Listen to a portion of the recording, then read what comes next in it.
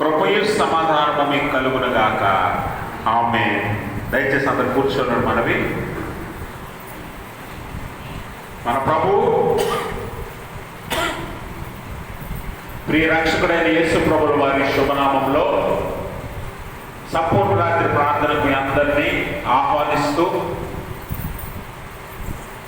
గడిచిన నెలంతా మనల్ని సంరక్షించి కాపాడి తన హస్తాల చాటున భద్రపరిచి మరొకసారి దేవుని సన్నిధిలో ఒక రాత్రి గడిపే భాగ్యాన్ని మనకి ఇచ్చినందుకే మొదటిగా తండ్రి అయిన దేవుని కృతజ్ఞతాస్తుతులు చెల్లిస్తున్నాను. ఆయన ఆత్మతోనూ సత్యంతోనూ ఆరాధించడానికి కూడి వచ్చిన మీ అందరికీ ప్రభుపేట వందనాలు. అందరికీ వందనాలు. దేవుడు మిమ్మల్ని మీ కుటుంబాలను మెండుగా దీవించును గాక. ఈ సంపూర్ణ రాత్రి ప్రార్థన కొరకు ఏర్పాటు చేయబడిన లేఖన భాగం మనం చదువుగా విన్నాం. అపోస్తలుడైన పౌలు కొరింథీ సంఘానికి రాసిన మొదటి పత్రిక 1వ అధ్యాయము 17 నుంచి 25 వరకు ఉన్న లేఖన భాగాన్ని మనము చదువుగా విన్నాం. ఈ లేఖన భాగం నుంచి ఈరోజు కొన్ని ప్రాముఖ్యమైన ఆత్మీయ పాఠాలను మనం నేర్చుకుందాం. నేను చాలాసార్లు మీకు కొరింథీ పట్టణం గురించి తెలియజేశాను. కొరింథీ పట్టణం ఒక వ్యాపార పట్టణం అని, ఈ వ్యాపార పట్టణంలో ఉన్న కొరింథీ పట్టణానికి అనేక ప్రాంతాల నుంచి అనేక మంది అనేక రకాల జాతుల మనుషులు వచ్చి వ్యాపారాలు చేసుకొని వారు కొంతమంది అక్కడ నివాసం ఉండేవారు, కొంతమంది తిరిగి వెళ్ళిపోయేవారు. ఏదేమైనప్పటికీ పట్టణంలో చాలా రకాల సంస్కృతులు, చాలా రకాల నాగరికతలు కలగలిసేవి. అందును బట్టి ఒకరిని చూసి ఒకరు ఒక్కొక్క నాగరికత, ఒక్కొక్క సాంప్రదాయాన్ని అలవాటు చేసుకునేవారు. అలాంటి క్రమంలో కొరింథీ పట్టణంలో అనేక రకాల పాపాలు కూడా నిర్ణయమయ్యాయి. ఆ పాపాల్లో భాగంగా చాలాసార్లు సంఘంలో కూడా ఇటువంటి పాపాలు చూడటం, అలాగే కొంతమంది విశ్వాసులైనటువంటి వారు కూడా లోకానుసారంగా జీవించడం అనేది అలవాటు చేసుకున్నారు. అందుకే కొరింథీ పట్టణస్థులు లేకపోతే కొరింథీ సంఘస్థులు చాలా మంది ఎలాగ జీవించడానికి ఇష్టపడేవారంటే, వారు సెల్ఫ్ సెంటర్డ్ లైఫ్ అనగా వారి స్వీయ జీవితానికి ప్రాధాన్యత ఇస్తూ వారు జీవించడానికి ఇష్టపడేవారు. అంటే ఆలయంలో భక్తుల్లాగా, ఆలయంలో విశ్వాసిలాగా, బయటికి వెళ్ళిన తర్వాత మరలా లోకానుసారమైన జీవితాలు ఎక్కువ మంది జీవించేవారు. అటువంటి వారికి అపోస్తలుడైన పౌలు ఈ పత్రిక రాస్తూ ఇందులో చాలా రకాల విషయాలను వివరించడం జరిగింది. అయితే ఇప్పుడు మనం చదువుకున్న ఈ మొదటి అధ్యాయం 17 నుంచి 25 వరకు ఉన్న లేఖన భాగంలో పౌలు ఒక ప్రాముఖ్యమైన విషయాన్ని తెలియజేస్తున్నాడు. అదేంటంటే 18వ వచనంలో ప్రాముఖ్యమైన వచనం మన అందరికీ తెలిసిందే. సిలువను గురించిన వార్త నశించుచున్న వారికి వెర్రితనము గాని, రక్షింపబడుచున్న మనకు దేవుని శక్తి. ఇక్కడ మనం గమనించవలసిన విషయం ఏంటంటే, అపోస్తలుడైన పౌలుకి ఒక జీవిత లక్ష్యం ఉంది. ఆ లక్ష్యం ఏంటి అని అంటే, క్రీస్తు శిలువ సువార్తను భూదిగంతముల వరకు అనగా తన చేతనైనంత వరకు అనేక మందికి అందించాలనేది పౌలు యొక్క ఉద్దేశం. అందుకనే పౌలు సాంప్రదాయాలకు, ఆచారాలకు లేకపోతే ఇంకొక రకమైన వ్యవహారాలకు విలువ ఇవ్వలేదు, కానీ శిలువ సువార్తకి ఎక్కువ ప్రాధాన్యత ఇచ్చినట్లుగా మనం చూస్తాం. అందుకే 17వ వచనంలో పౌలు ఏమంటాడంటే, బాప్తిజం ఇచ్చుటకు క్రీస్తు నన్ను పంపలేదు అంటాడు. అంటే వాస్తవానికి బాప్తిజం అనేది క్రైస్తవ్యంలో ఒక భాగమే అయినప్పటికీ, క్రైస్తవ్యంలో మన విశ్వాసాన్ని చూపించుకోవడానికి యేసు ప్రభు వారు ఏర్పాటు చేసిన ఒక కృపా సాధనం అయినప్పటికీ, పౌలు యొక్క ఉద్దేశం ఏంటంటే, నామకార్థమైన బాప్తిజమాలు ఇచ్చుకుంటూ అనేక మందిని సంఘంలో చేర్చడం నా పని కాదు. అలాగే ఇవ్వటానికి నన్ను క్రీస్తు పంపలేదు. నాకు ప్రాముఖ్యమైన లక్ష్యం ఏంటి అని అంటే, క్రీస్తు మానవాళి కొరకు చేసిన శిలువ యాగాన్ని, శిలువ సువార్తను పంచటానికి నేను వచ్చానని చెప్తాడు. కాబట్టి గమనించండి ప్రభునందు ప్రియమైన స్నేహితులారా, ఈరోజు ఆచారానికి, సాంప్రదాయానికి విలువించే క్రైస్తవులు చాలా మంది ఉన్నారు. అటువంటి వారి గురించి లేకపోతే లోకానుసారంగా జీవించే క్రైస్తవుల గురించి కూడా పౌలు యొక్క ఉద్దేశం ఇందులో కనిపిస్తూ ఉంటుంది. కాబట్టి శిలువ సువార్త ఒక్కటే ప్రాముఖ్యమైనది, అదే మనందరినీ జీవింపచేస్తుంది. ఒకవేళ ఆ సువార్త లేకపోతే శిలువ అనేదే లేకపోతే శిలువ యాగం అనేది జరగకపోతే మానవునికి ఎవరికి కూడా రక్షణ అనేది దొరకదు అనే విషయాన్ని ప్రత్యేకంగా పౌలు ఇక్కడ ఎత్తిపట్టి చూపిస్తున్నాడు. కాబట్టి సిలువ వార్త అనేది ఈరోజు చాలా చాలా ప్రాముఖ్యమైనది. అందుకే పౌలు మరొక చోట అంటాడు, మేము సిలువ వేయబడిన క్రీస్తును ప్రకటించుచున్నాము అంటాడు. సిలువ వేయబడిన క్రీస్తే ఈరోజు లోకానికి లోకరక్షకుడు. ఆయన లేకపోతే రాకపోతే మానవాళి రక్షణానుభవాన్ని ఎన్నటికీ పొందదు. పాపం వల్ల వచ్చే జీతమైన మరణాన్ని ఖచ్చితంగా అందరూ అనుభవించవలసిందే అని పౌలు యొక్క ఉద్దేశం. కాబట్టి ప్రభునందు ప్రియమైన స్నేహితులారా, ఈ రాత్రి సిలువ వార్త అనేది ఎంత విలువైనదో మనం తెలుసుకోవాలి. ఎందుకంటే మనం అనేక విషయాలకు విలువిస్తూ ఉంటాం, అనేక విషయాలను దృష్టిలో పెట్టుకుంటాం, అనేక ఆచారాలను సాంప్రదాయాలను పాటిస్తాం. ఈరోజు ఆచార క్రైస్తవులు ఉన్నారు, సాంప్రదాయాలను పాటించే క్రైస్తవులు ఉన్నారు. వారికి విశ్వాసం అంటే లేకపోతే దేవుళ్ళలోనికి రావడం అంటే కేవలము ఏదో నామకార్థ బాప్తిజమో, లేకపోతే నామకార్థంగా ఆలయానికి ఆదివారం ఆరాధనలోనికి రావటమో, లేకపోతే మేము క్రైస్తవులను చెప్పుకోవడం వరకే సరిపోతుంది. కానీ నిజమైన క్రైస్తవుడు సిలువ వార్తకు విలువిస్తాడు. ఆ సిలువ మాట ఏం చెప్తుందో దాన్ని విశ్వసించి దాని ప్రకారం జీవిస్తాడని పౌలు యొక్క ఉద్దేశం. అందుకనే సిలువను గురించిన వార్త నశించుచున్న వారికి ఎలా కనిపిస్తుందట? వెర్రితనంగా కనిపిస్తుంది. మొట్టమొదటిది, ఈ లోకానికి సిలువ వార్త ఎలా కనిపిస్తుందట? వెర్రితనంగా కనిపిస్తుంది. ఎందుకు వెర్రితనంగా కనిపిస్తుంది అని అంటే, లోక జ్ఞానం వేరు, దేవుని జ్ఞానం వేరని ఈ మొదటి అధ్యాయంలోనే పౌలు చాలా స్పష్టంగా చెప్తాడు. లోక జ్ఞానం ఎప్పుడు కూడా నీ దగ్గర ఏముందో చూసి నీకు విలువిస్తుంది, అవునా కాదా? లోక జ్ఞానం ఎప్పుడు కూడా నీ దగ్గర డబ్బు ఉందా నీకు విలువ ఉంటుంది, నీ దగ్గర ఉద్యోగం ఉందా నీకు విలువ ఉంటుంది, నీ దగ్గర ఆస్తి ఉందా నీకు విలువ ఉంటుంది. అంటే నీ దగ్గర ఏముందో చూసి నీకు విలువించేది లోక జ్ఞానము. కానీ నిన్నేమి చూడకుండా కేవలము నిన్ను బట్టి నిన్నుగా ప్రేమించేది దేవుని జ్ఞానం. అందుకనే లోక జ్ఞానానికి దేవుని జ్ఞానానికి చాలా వ్యత్యాసం ఉంటుంది. లోక జ్ఞానం ఎప్పుడు కూడా నీ దగ్గర ఏముందో చూసి నిన్ను ప్రేమిస్తుంది. నీ దగ్గర ఇప్పుడు చెప్పినవేవి కూడా లేవనుకోండి, నిన్ను కనీసం నీ బంధువులు, నీ రక్త సంబంధులు కూడా జ్ఞాపకం చేసుకోరు. అంటే అంత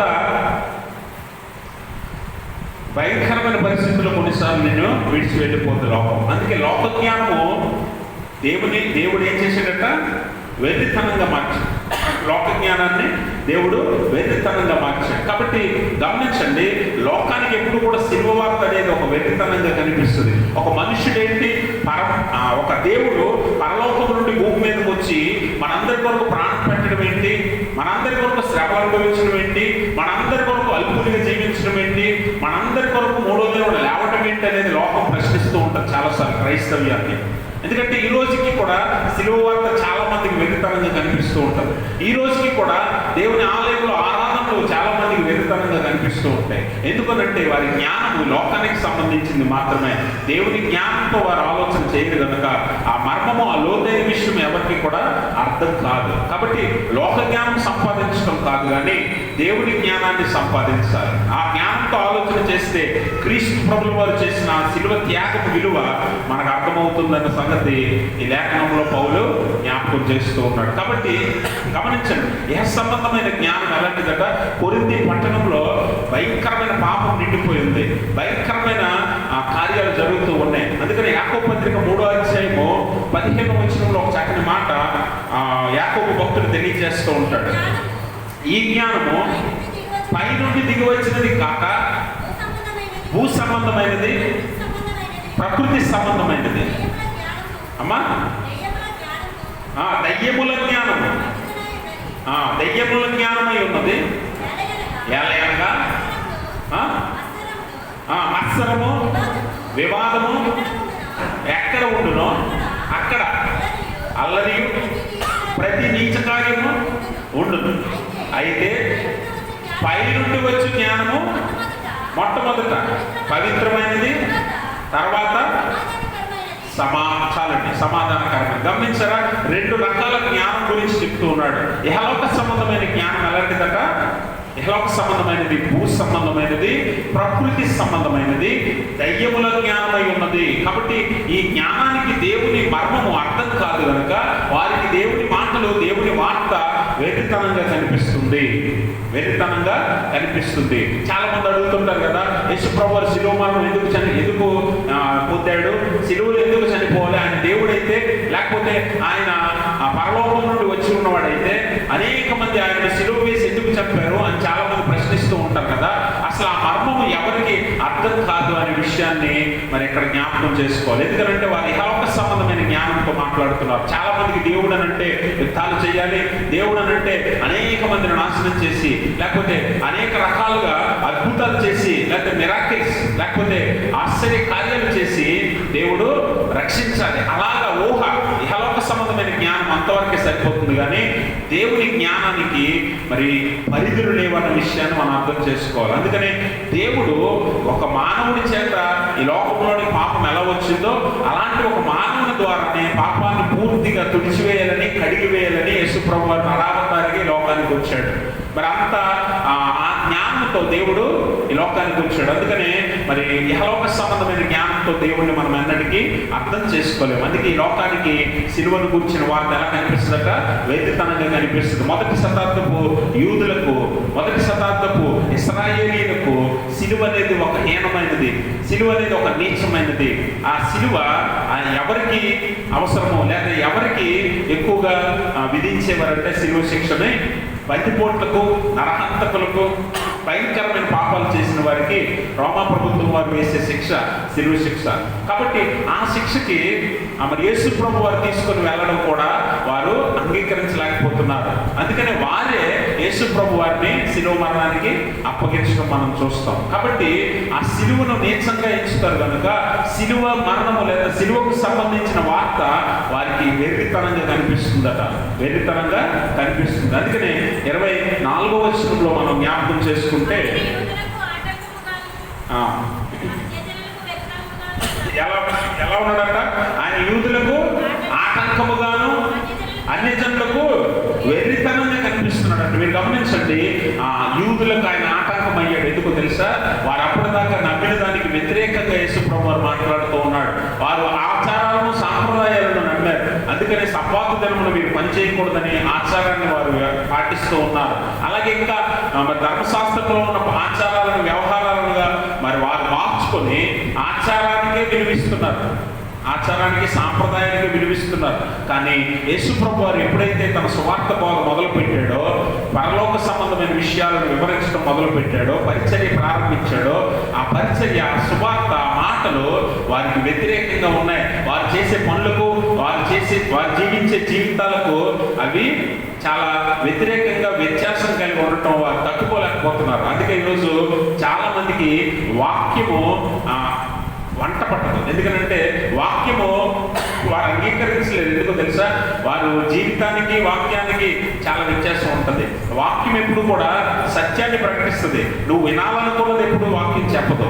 కానీ వాక్యం ఉన్నదన్నట్టుగా నువ్వు ఎలా ఉండాలో చెప్తుంది తప్ప నువ్వు కోరుకున్నది వాక్యం ఎప్పుడు చెప్పదు.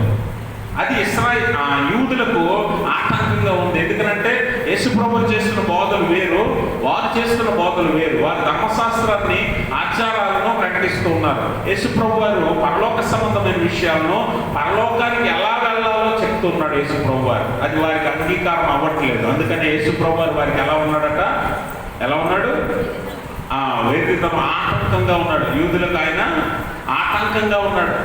ఎందుకనంటే మరొక విషయం ఏంటంటే, యూదులు రోమా ప్రభుత్వ అధికారం క్రింద ఉన్నారు. యూదులు ఎదురు చూసేది ఎవరి కోసం అంటే మెస్సయ్య కోసం. ఎవరి కోసం? మెస్సయ్య కోసం ఎదురు చూస్తున్నారు. అయితే వారు కోరుకున్న మెస్సయ్య ఎలా రావాలని వారు ఆశపడ్డారంటే, ఈ రోమా ప్రభుత్వాన్ని పడగొట్టి ఆ మెస్సయ్య అధికారం తీసుకొని యూదులందరికీ అధికారం ఇవ్వాలని యూదులు ఎదురు చూస్తూ ఉన్నారు. అంటే యేసు ప్రభువుని ఎలా ఎక్స్పెక్ట్ చేశారంటే, యూదులు పొలిటికల్ మెస్సయ్యగా రావాలి. పొలిటికల్ మెస్సయ్య అంటే అధికారం కలిగి, సైన్యము కలిగి, పెద్ద మంది మార్పులంతో యేసు ప్రభువు రావాలని వారు కోరుకున్నారు. అంటే మెస్సయ్య రావాలని వారు కోరుకున్నారు. కానీ యేసు ప్రభువు ఎలా వచ్చాడు? ఫిలిప్పీ పత్రిక 2వ అధ్యాయంలో మనం చదివితే, క్రీస్తు యేసును కలిగి నీ మనస్సు మీరును కలిగి ఉండండి. ఆయన దేవుని స్వరూపము కలిగి ఉండి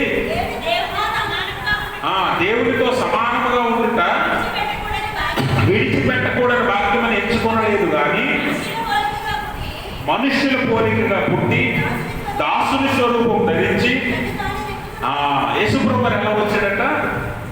స్పిరిచువల్ మెస్సయ్య. ఇక్కడ రెండు రకాలు, యూదులు ఎదురు చూసేది పొలిటికల్ మెస్సయ్య, ఇక్కడేమో యేసుప్రభువు వారి లోకానికి వచ్చింది స్పిరిచువల్, ఆత్మీయ మెస్సయ్యగా, ఆత్మీయ రాజుగా ఆయన వచ్చాడు. రాజు ఎలా ఉంటాడు? రాజుకి ఏముండాలి? రాజుకు ఒక సైన్యం ఉండాలి, రాజుకు ఒక అధికారం ఉండాలి, రాజుకు ఒక చేత ఖడ్గం ఉండాలి, కిరీటం ఉండాలి. ఇలా అనేక రకాల ఆలోచనలు, ఊహలు వారు ఊహించుకొని యేసుప్రభువు వారు అనగా మేము కోరుకున్న మెస్సయ్య ఎలా రావాలని వారు ఎదురు చూస్తే యేసుప్రభువు వారు ఎలా వచ్చాడు?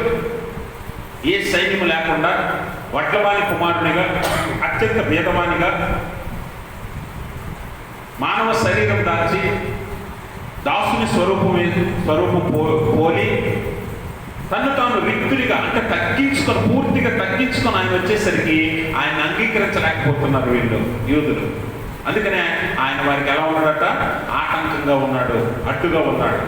ఈరోజు శిలువ సువార్త కూడా చాలా మందికి ఎందుకు వెర్రితనంగా కనిపిస్తుంది, ఎందుకు అడ్డుగా ఉంటుంది అని అంటే, వారు కోరుకున్నది, వారు ఆశించింది, వారు ఏదైతే జరగాలని కోరుకున్నారో అలా జరగకుండా వ్యతిరేకంగా సువార్త ఉంటుంది. వారు ఇలాగ జీవించడం మంచిది అని అనుకుంటే అలా జీవించడం తప్పు అని చెప్తుంది సువార్త. అందుకనే వారు దాన్ని అంగీకరించలేకపోతున్నారు. అందుకే ఈరోజు సువార్త అనేది చాలా మందికి వెర్రితనంగా కనిపిస్తూ ఉంది. కాబట్టి గమనించండి, ఈరోజు సువార్తని ఎవరైతే అర్థం చేసుకుంటారో, ఎవరైతే అంగీకరిస్తారో, ఎవరైతే క్రీస్తు ప్రభువుల వారిని ఒప్పుకుంటారో అట్టి వారికి అది ఏమవుతుందంట? దేవుని శక్తిగా మారుతుంది. అందుకనే లోకము ఈ సువార్తను ఏమనుకుంటుందట? వెర్రితనం అనుకుంటుంది కదా. దేవుడు ఏం చేస్తున్నాడంటే ఈ వెర్రితనం ద్వారానే దీనిని నమ్మువారికి రక్షణ కలిగినట్లు చేస్తూ ఉన్నాడు. అక్కడ చూడండి ఒకసారి, ఇదే మాటలు, ఇదే వచనాల్లో 21వ వచనంలో పౌలు అంటాడు, దేవుని జ్ఞానానుసారముగా లోకము తన జ్ఞానము చేత దేవుని ఎరగకుండినందున సువార్త ప్రకటన అను వెర్రితనము చేత నమ్మువారిని రక్షించుట దేవుని దయాపూర్వక సంకల్పమాయను. గమనించారా? ఈరోజు ఎవరైతే ఈ లోకము వెర్రితనం అనుకుంటుందే, ఈ సువార్తను ఎవరైతే నమ్ముతారో వారిని రక్షించుటయే దేవుని దయా సంకల్పం అయి ఉన్నదట. అంటే ఎవడైతే దీన్ని వెర్రితనం అని ఎంచుతాడో వాడిని పక్కన పెట్టి వారి వెర్రితనముగా ఎంచిన ఈ సువార్త ఎవరైతే నమ్ముతారో, ఎందరైతే నమ్ముతారో వారందరినీ కూడా రక్షించడమే దేవుని యొక్క దయా సంకల్పం. అనగా ఆయన ఇష్టం అదే, ఆయన కోరిక అదే.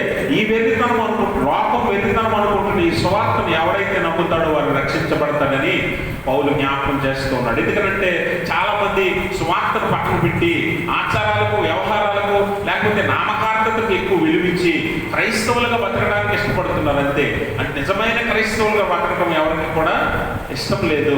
అందుకనే కొరింథీ సంఘంలో చాలా మంది కూడా ఏం చేస్తున్నారంటే బయటికి వెళ్తే బయట జీవితం, ఆలయంలోకి వస్తే విశ్వాస జీవితం అన్నట్లుగా వారికి నచ్చినట్లుగా జీవించడం చూస్తూ ఉన్నారు. కాబట్టి పౌలు వారిని, ఈనాడు ఉన్న క్రైస్తవ సంఘాన్ని కూడా హెచ్చరిస్తూ అంటున్నాడు, మరి క్రీస్తు సువార్తే మనందరికీ మూలము, ఆచారాలు కాదు. అందుకే నేను బాప్తిజించినప్పుడు నన్ను క్రీస్తు పంపలేదు. వాస్తవానికి బాప్తిజం కూడా ప్రాముఖ్యమే. ఎప్పుడు నువ్వు హృదయపూర్వకంగా దేవుణ్ణి అంగీకరించినప్పుడు నీ విశ్వాసాన్ని అందరికీ ప్రకటించడం బాప్తిజం, అందరికీ ప్రకటించడం బాప్తిజం.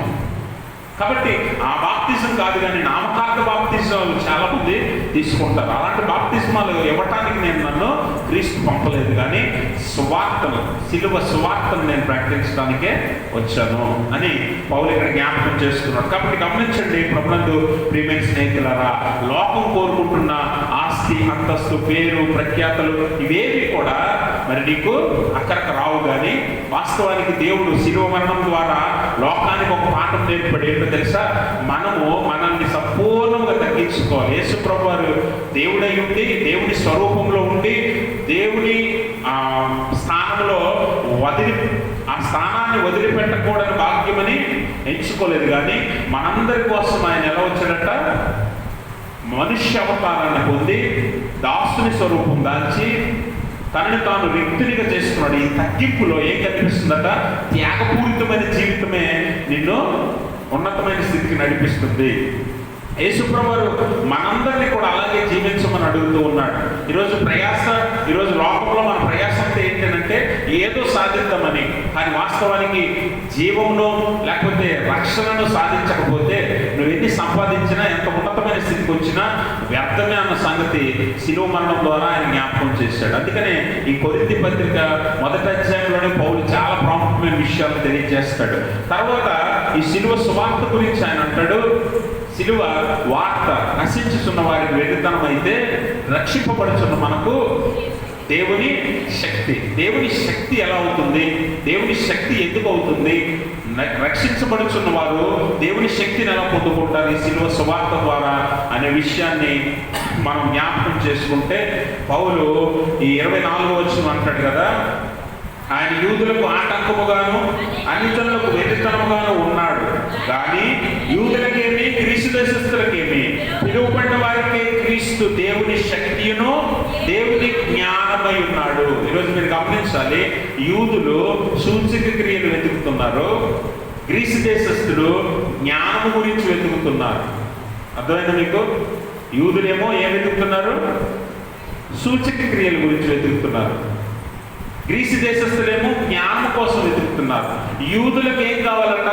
అద్భుతాలు కావాలి, ఆశ్చర్య కార్యాలు కావాలి, సూచక క్రియలు కావాలంటే వారు కోరుకున్న మెస్సయ్య నువ్వే అని మాకు సూచక క్రియలు చూపించు, అప్పుడు మేము నమ్ముతాం. లేకపోతే పాత నిబంధనలో ప్రవచనాలు ఉన్నాయి కదా, వాటిని నెరవేర్చి చూపించు, ఒక సూచక క్రియ మాకు చూపించని అడుగుతారు కదా యేసుప్రభువు దగ్గరికి వెళ్ళి. యేసుప్రభువు అంటాడు, వారి హృదయ కాఠిన్యం ఎరిగి, యేసుప్రభువు అంటాడు వారి హృదయాలను ఎరిగి ఏమంటాడంటే, మీకు యోనాను గురించిన సూచక్రియ తప్ప మరేది చూపబడదు. ఎందుకని అన్నాడంటే వారి హృదయ స్థితి సరిగ్గా లేదు. వారు ఏం కోరుకుంటున్నారో అది చూడాలని ఆశపడుతున్నారు తప్ప యేసుప్రభువు ఏం బోధిస్తున్నాడో, యేసుప్రభువు ఎన్ని నిమిత్తం ఈ లోకానికి వచ్చాడో, యేసుప్రభువు మన నుంచి ఏం కోరుకుంటున్నాడో, మనం ఎలా బ్రతకాలనుకుంటున్నాడో అది మాత్రం వారు దృష్టించట్లేదు. కానీ వారు కోరుకున్నది ఏంటంటే సూచక్రియలే. అందుకే ఈరోజు క్రైస్తవ్యంలో కూడా చాలా మందికి సూచక్రియలు కావాలి, లేకపోతే స్వస్థతలు కావాలి, లేకపోతే అద్భుతాలు కావాలి, లేకపోతే ప్రవచనాలు నెరవేర్పు కావాలి. చాలా మందికి నీకు ఏది లేదో అది ఎవరైనా దైవజనుడు ప్రవచిస్తే అది నెరవేరాలని నువ్వు ఆశపడతావు, అది దానికోసం అక్కడికి వెళ్ళడానికి ఇష్టపడతావు. ఒకవేళ పొరపాటున నెరవేరితే ఇంకా నువ్వు పాస్టర్ గారిని దేవుళ్ళ చూస్తావు. అవునా? ఈరోజు అదే జరుగుతుంది. ఆనాటి యూదుల పరిస్థితే ఈరోజు చాలా మంది క్రైస్తవులు కలిగి ఉన్నారు. అందుకే వారు ఏంటంటే సువార్తను దృష్టించకుండా సూచక క్రియల మీద, ఇతర కార్యక్రమాల మీద వారు దృష్టి పెడుతూ ఉన్నారు. చాలా మందికి ఈరోజు లోకానికి క్రైస్తవ్యం వెర్రితనంగా ఎందుకు కనిపిస్తుందంటే, చాలా మందికి చర్చ్ అంటే అద్భుతాలు చేసే స్థలం, చర్చ్ అంటే స్వస్థతలు చేసే స్థలం అని చాలా మంది అన్యుల్లో ఉంది. కాబట్టి గమనించండి, దేవుని సన్నిధి అనగా ఆయన ఆరాధించే స్థలము, ఆయన వాక్యాన్ని ధ్యానించే స్థలం. అద్భుతాలు, ఆశ్చర్యకార్యాలు, స్వస్థతలు అవసరమైతే దేవుడు జరిగిస్తాడు సమయాన్ని బట్టి. అంతేగాని ఆయన ఆలయంలో అద్భుతాలే జరుగుతాయి, ఆయన ఆలయంలో స్వస్థతలే చేస్తారు అని అన్యులు అనుకునేలా ఈరోజు సంఘాన్ని మార్చింది ఎవరు? అందుకనే గమనించండి, లోకానికి వెర్రితనం అవ్వచ్చు కానీ రక్షింపబడుచున్న మనకి ఈ సువార్త ఏమవ్వాలట? దేవుని శక్తి అవ్వాలి. కానీ యూదులకు సూచక్రియలు కావాలి, గ్రీసు దేశస్థులకి ఏం కావాలట? జ్ఞానము కావాలి. అందుకే యూదులకేమో యేసుప్రభువు ఆటంకంగా ఉన్నాడు, గ్రీసు దేశస్థులకేమో అన్యులకేమో యేసుప్రభువు ఎలా ఉన్నాడట? వెర్రితనంలో కనిపిస్తున్నాడట. వాస్తవానికి ఈయనే దేవుని శక్తి అయి ఉన్నాడు, ఈయనే జ్ఞానమై ఉన్నాడు. బుద్ధి, జ్ఞాన, సర్వసంపదలు ఆయనలో గుప్తములై ఉన్నవి, ఆయన యొక్క జ్ఞానం ఉన్నది. కానీ ఆ విషయం గ్రీసు దేశస్తులకు అర్థం కావట్లేదు, ఆ విషయం అన్యులకు అర్థం కావట్లేదు. ఆయనను వెర్రితనంలో చూస్తున్నారు. కాబట్టి యేసు ప్రభు వారు జ్ఞానమై ఉన్నాడు అన్న సంగతి వారు అర్థం చేసుకోలేకపోతున్నారు. ఈరోజు గ్రీసు దేశస్తులు మనం చూస్తే తర్కము లేకపోతే తర్కవాదం ఎక్కువ చేస్తారు గ్రీస్ దేశస్తులు. మన పుస్తకాల్లో చదువుకుంటాం కదా, గ్రీక్ దేశస్తులు అరిస్టాటిల్, సోక్రటీస్ వీరందరూ కూడా గ్రీస్ దేశస్తులే. వీరు ఈరోజు చాలా జ్ఞానవంతులుగా చెప్పబడుతున్నారు, కానీ వాస్తవానికి నిజమైన జ్ఞానం ఎవరి దగ్గర ఉందట? యేసు ప్రభు వారి దగ్గరే ఉంది. అందుకనే పౌలు అంటాడు 20వ వచనంలో, జ్ఞాని ఏమయ్యను, శాస్త్రి ఏమయ్యను, ఈ లోకపు తక్కువది ఏమయ్యను, ఈ లోక జ్ఞానమును దేవుడు ఏం చేశాడట? ఈరోజు ఈ లోక జ్ఞానము దేవుని దృష్టికి వెర్రితనంగా ఉంది. దేవుని దృష్టికి వెర్రితనము. అందుకే ఈ లోక జ్ఞానాన్ని దేవుడు ఎలా చేశాడట? వెర్రితనంగా మార్చాడట. అందుకే ఈరోజు జ్ఞానులుగా చెప్పబడిన వారు కానీ, లేకపోతే తర్కవాదులుగా చెప్పబడిన వారు కానీ, గొప్ప గొప్ప తెలివైన వారు, ఉన్నతమైన స్థితిలో ఉన్నవారు అందరూ ఈరోజు ఏమయ్యారు? ఈరోజు భూమి మీద జీవించి లేరు. ఎందుకు లేరు అని అంటే, వారు అత్యంత ఉన్నతమైన జ్ఞానాన్ని విడిచిపెట్టి ఇహలోక సంబంధమైన జ్ఞానాన్ని సంపాదించారు. ఈ లోక సంబంధమైన జ్ఞానము కొంతకాలమైన, నీతో పాటు అది కూడా పోతుంది. అందుకనే దేవుని సంబంధమైన జ్ఞానము దేవుని దృష్టికి మనకు విలువైనది అన్న సంగతి మనం అర్థం చేసుకోవాలి. అందుకే దేవుని జ్ఞానంతో మనం ఈ సువార్తను అర్థం చేసుకుంటే అది మనకేమవుతుందట? దేవుని శక్తి అవుతుంది. దేవుని శక్తి అవుతుంది. అందుకనే మనము గలతీ పత్రిక 6వ అధ్యాయం 14వ వచనంలో మనం చూస్తే అపోస్తలుడైన పౌలు మాట్లాడుతూ ఉంటాడు, అయితే మన ప్రభు అయిన యేసుక్రీస్తు సిలువయందు తప్ప అమ్మా మరి దేని యందును అతిశయించుట నాకు దూరమవును గాక, దాని వలన నాకు లోకములకు నేను సిలువ వేయబడి ఉన్నాము అంటాడు పౌలు. అంటే గమనించండి, పౌలుకి చదువు లేదా? చాలా బాగా చదువుకున్నాడు. ఆ కాలంలోనే వెల్ ఎడ్యుకేటెడ్ పౌలుకి ఉద్యోగం లేదా? ఆ కాలంలోనే పౌలు కింద చాలా మంది సైనికులు, దాసులు ఉండేవారు. అంత ఉన్నతమైన ఉద్యోగం రోమా ప్రభుత్వంలో. పౌలుకి ఆస్తి లేదా? పౌలు చాలా ధనవంతుడు. ఎందుకంటే ఉద్యోగం ఉన్నప్పుడు ఖచ్చితంగా సంపాదన ఉంటుంది కాబట్టి పౌలు ధనం విషయంలో లోటు లేనివాడే. ధనవంతుడు, గొప్ప ధనవంతుడు కాకపోవచ్చు, కానీ ధనం విషయంలో లోటు లేనివాడేగా ఉద్యోగం ఉంటే. అది కూడా రోమా ప్రభుత్వంలో ఒక ఉన్నతమైన స్థితి. జ్ఞానం లేదా? ధర్మశాస్త్రంలోనే దిట్టైన గమాలియేలు పాదాల దగ్గర నేర్చుకున్నాడు, విద్యను అభ్యసించాడు. అంటే చదువు ఉంది, ఉద్యోగం ఉంది, పేరు ప్రఖ్యాతులు ఉన్నాయి, అన్నీ ఏ లోటు లేనటువంటి జీవితాన్ని పౌలు అనుభవించాడు. అయితే పౌలే ఏమంటున్నాడంటే, క్రీస్తు సిలువయందు తప్ప మరి దేని విషయంలో నేను అతిశయించుట నాకు దూరం అవ్వాలి. అంటే నాకున్న ఆస్తిని బట్టో, చదువును బట్టో, లేకపోతే నాకున్న ఉద్యోగాన్ని బట్టో, నాకున్న పేరు ప్రఖ్యాతులను బట్టో, నాకున్న పలుకుబడిని బట్టో, దేని బట్టి నేను అతిశయించకూడదు. ఎందుకంటే ఈ లోకంలో అతిశయించడానికి ఏదైనా అవకాశం ఉంది, ఏదైనా విషయం ఉంది అని అంటే అదొక్క క్రీస్తు ప్రభుల వారి శిలువ మరణమే అని పౌలు చెప్తూ ఉంటాడు. అందుకని నాకు ఈ లోకానికి నేను శిలువ వేయబడ్డాం అంటే వదిలేసాను, త్యజించాను, నేను ఈ లోకాన్ని విడిచిపెట్టేశాను నేను. అందుకే ఈ లోకమంతా నేను ఎలా వేయించానంట? పెంటగా వేయించాను అంటాడు కదా. అంటే ఈ లోకంలో ఉన్నదంతా వదిలేసాను నేను, నాకు అవసరం లేదు. ఎందుకంటే దావీదు భక్తుడు అన్నట్లుగా, నీవు నాకు ఉండగా ఈ లోకంలో నాకు ఏది అక్కర్లేదు అన్నట్లుగా పౌలు కూడా సాక్ష్యం చెప్తూ ఉన్నాడు. ఎందుకంటే క్రీస్తు వార్త యొక్క విలువ పౌలుకి తెలుసు. అందుకని దేవుని జ్ఞానంతో ఈ సువార్తను అర్థం చేసుకోవాలి. అప్పుడు దేవుని శక్తి అవుతుంది. అందుకే పౌలు తన పరిచర్యలో, మిషనరీ ప్రయాణాల్లో కానివ్వండి, పౌలు ఎప్పుడు కూడా వెనకడుగు వేయలే.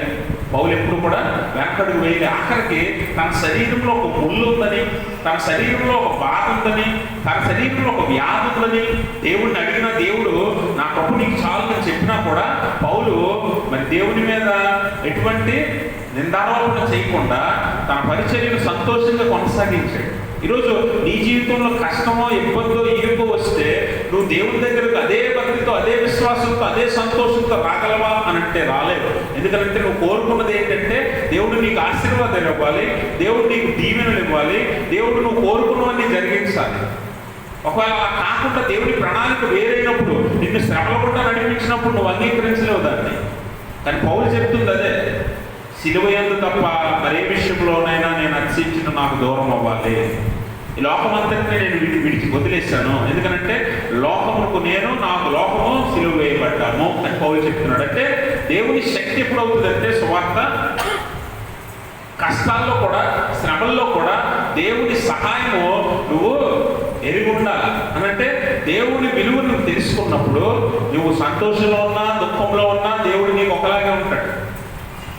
దేవుని కొరకు నువ్వు ఒకలాగే పనిచేస్తావు, దేవుని కొరకు ఒకలాగే నువ్వు జీవిస్తావు. కానీ ఈ ఇహలోక సంబంధమైన జ్ఞానంతో నువ్వు బ్రతికితే క్రైస్తవునిగా, ఆనాడు కొరింథీ పట్టణస్థులు ఎలా బతికారో అలా బతికితే నీకు కష్టం ఉన్నప్పుడు దేవుడు నీకు అవసరం లేదనిపిస్తుంది. సంతోషం వచ్చినప్పుడు దేవుని దగ్గర నువ్వు వస్తావు, కష్టం వచ్చినప్పుడు దేవుని విడిచి వెళ్ళిపోతావు. అటువంటి విశ్వాసం కాదు. అందుకని దేవుని శక్తి ఎప్పుడు అవుతుందనంటే బలహీనతలోనే. అందుకే నేను ఎప్పుడు బలహీనున్నో అప్పుడు బలవంతుని అంటాడు పౌలు. ఎందుకనంటే నాకు దేవుని సువార్త, దేవుని వాక్యము నాకు బలాన్ని ఇస్తుంది, నాకు దేవుని శక్తిగా ఉంది, దేవుని జ్ఞానముగా ఉంది. కాబట్టి గమనించండి, మనకెందుకు సువార్త శక్తి అవుతుంది అని అంటే ఆత్మీయంగా దేవుని జ్ఞానానుసారంగా దేవుణ్ణి మనం అర్థం చేసుకోవాలి. దేవుడు ఎందుకు ఈ లోకానికి వచ్చాడు, శిలువ సువార్త అంటే ఏంటి, శిలువ సువార్త అంటే ఆయన ఇహలోక సంబంధమైన మానవ శరీరము దాల్చి ఆయన మనందరి కొరకు, అంటే సర్వమానవాళి కొరకు ఆయన ఏం చేశాడట, ప్రాణం పెట్టి శిలువ యాగం చేశాడు. ఆ శిలువ మరణమే మనందరికీ రక్షణ అన్న విషయాన్ని మనం అర్థం చేసుకోవాలి. కొలస్సీ పత్రిక 2వ అధ్యాయము 13వ వచనం చదువుదాం. కొలస్సీ పత్రిక 2వ అధ్యాయం. అమ్మా, మరియు అపరాధముల వలనను శరీరమందు సున్నతి సున్నతి పొందుట పొందబీడుట వలనను మీరు మృతులై ఉండగా దేవుడు వ్రాతరూపకమైన ఆజ్ఞల వలన మన మీద రుణముగాను మనకు విరోధముగాను ఉండిన పత్రమును మేకులతో సిలువకు కొట్టి దాని మీద చేవ్రాతను తుడిచివేసి మనకు అర్థము లేకుండా దానిని ఎత్తివేసి మన అపరాధములన్నింటినీ క్షమించి ఆయనతో కూడా మిమ్మల్ని జీవింపచేసెను.